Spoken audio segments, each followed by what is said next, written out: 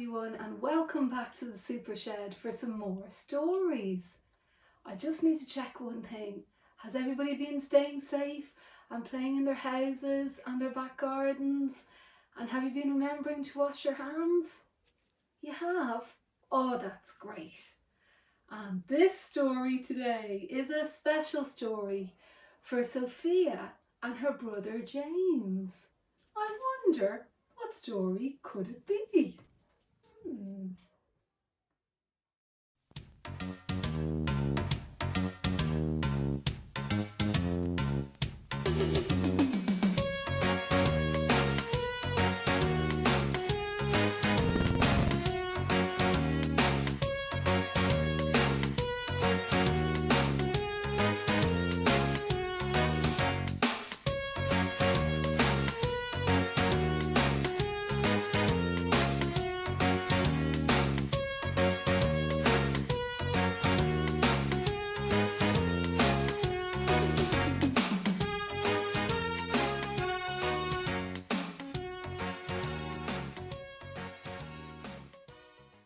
Dun dun dun! Our story today is the smartest giant in town.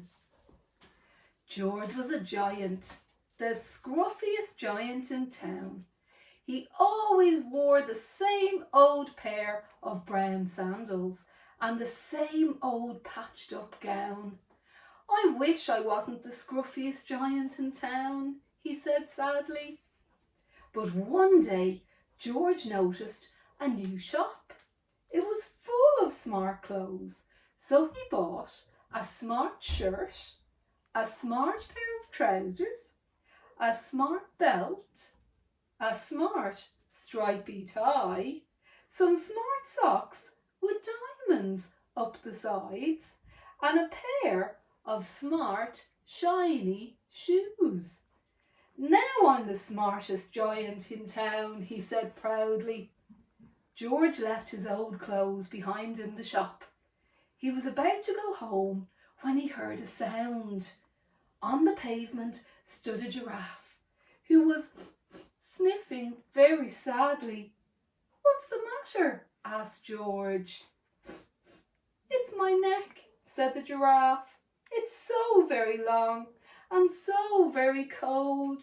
I wish I had a long, warm scarf." "Cheer up," said George, and he took off his stripy tie. "It didn't match my socks anyway," he said, as he wound it round and round the giraffe's long neck. "It made a wonderful scarf." "Thank you," said the giraffe. As George strode home, he sang to himself, "My tie is a scarf for a cold giraffe, but look me, up and down, I'm the smartest giant in town." George came to a river. On a boat stood a goat who was bleating loudly. "What's the matter?" asked George. "It's my sail," said the goat. "It blew away in a storm. I wish I had a strong new sail for my boat." "Cheer up," said George, and he took off his new white shirt. "It kept coming untucked anyway," he said, as he tied it to the mast of the goat's boat. "It made a magnificent sail." "Thank you," said the goat. George strode on, singing to himself, "My tie is a scarf for a cold giraffe. My shirt's on a boat as a sail for a goat.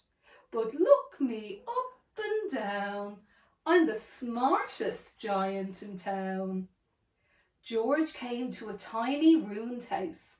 Beside the house stood a white mouse with lots of baby mice. They were all squeaking. "What's the matter?" asked George. "It's our house," squeaked the mother mouse. "It burned down and now we have nowhere to live. I wish we had a nice new house." "Cheer up," said George, and he took off one of his shiny shoes.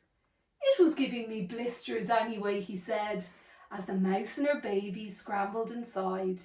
The shoe made a perfect home for them. Thank you, squeak, squeak.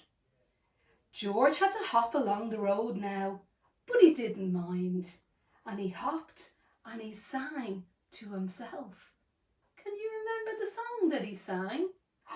My tie is a scarf for a cold giraffe. My shirt's on a boat as a sail for a goat. My shoe is a house for a little white mouse. But look me up and down, I'm the smartest giant in town.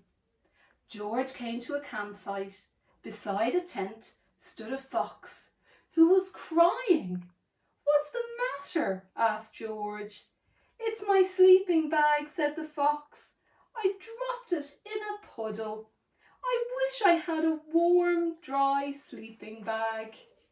Cheer up, said George, and he took off one of his socks with diamonds up the side. It was tickling my toes anyway, he said, as the fox snuggled into it. It made a very fine sleeping bag. Oh, thank you, said the fox. George hopped on, singing to himself. My tie is a scarf for a cold giraffe. My shirt's on a boat as a sail for a goat. My shoe is a house for a little white mouse. One of my socks is a bed for a fox. But look me up and down, I'm the smartest giant in town. George came to a big squelchy bog. Beside the bog stood a dog, and he was howling. What's the matter? Asked George. It's this bog, said the dog. I need to get across, but I keep getting stuck in the mud. I wish there was a safe, dry path. Cheer up, said George, and he took off his smart new belt. It was squashing my tummy anyway, he said, as he laid it down over the bog. It made an excellent path. Thank you, said the dog. The wind started to blow. Ooh. But George didn't mind. He hopped on, singing to himself. My tie is a scarf for a cold giraffe. My shirt's on a boat as a sail for a goat. My shoe is a house for a little white mouse. One of my socks is a bed for a fox. My belt helped a dog who was crossing a bog. But my trousers are falling down. I'm the coldest giant in town. Suddenly George felt sad and shivering and not at all smart. He stood on one foot and thought, I'll have to go back to the shop and buy some more clothes, he decided. He turned round and hopped all the way back to the shop. But when he got there, it was closed. Oh no, cried George. He sank down onto the doorstep and a tear ran down his nose. He felt as sad as all the animals he had met on his way home. Then, out of the corner of his eye, he saw a bag with something familiar poking out of the top. George took a closer look. My gown, he yelled. My dear old gown and sandals. George put them on. They felt wonderfully comfortable. I'm the cosiest giant in town, he cried, and he danced back home along the road. Outside his front door stood all the animals that he had helped. They were carrying an enormous present. Come on, George, they said, open it. George untied the ribbon, and inside was a beautiful gold paper crown and a card. Look inside the card, George, said all the animals.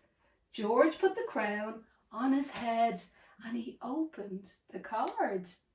and inside it said, "You gave your scarf to a cold giraffe, your shirt's on a boat as a sail for a goat. Your shoe is a house for a little white mouse.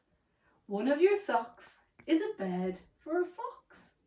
Your belt helped a dog who was crossing a bog.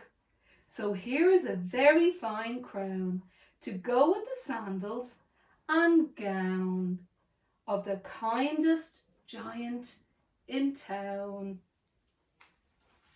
And that's the end of our story today. I hope you enjoyed The Smartest Giant in Town. Don't forget to send in all of the lovely photos of your artwork to supershedstories@gmail.com. More stories soon.